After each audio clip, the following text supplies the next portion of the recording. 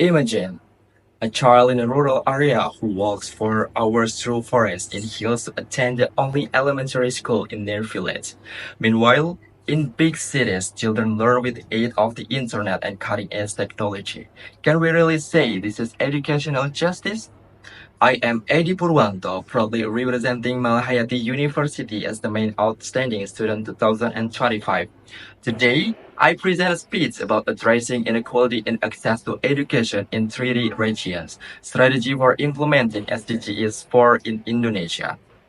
Education is a fundamental right of every citizen in the primary foundation for creating superior and competitive human research. However, equal access to education in Indonesia remains a serious challenge, particularly in the 3D regions, underdeveloped, frontier, and outermost.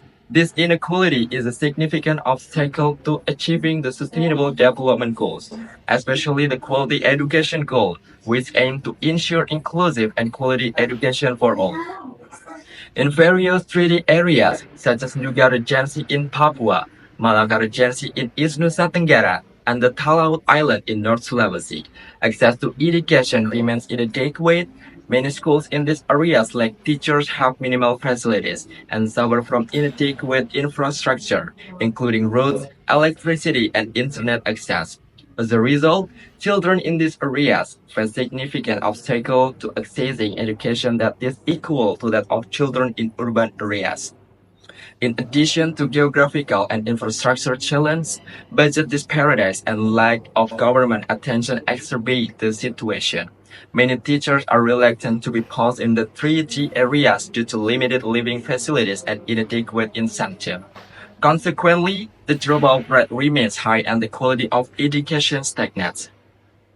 To overcome this problem, the government, together with various stakeholders, needs to implement a comprehensive strategy. For instance, the Indonesia Mengajar program has become one of the initiatives that help bridge the shortage of teachers in remote areas. Additionally, the development of satellite-based digital schools, such as those implemented in several villages in NTT and Maluku, is also a potential solution.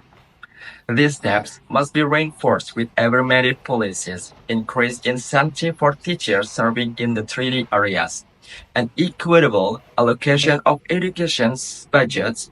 By doing so, Indonesia can narrow the education gap while strengthening its foundation towards achieving the SDGs as a whole. Equal education in the three G regions isn't just a statistic, but a measure of how well this nation can fulfill the basic rights of all its citizens. When children in all corners of the country have access to quality education, we are not only moving closer to achieving SDGs 4, but also laying a strong foundation for the nation's sustainable progress.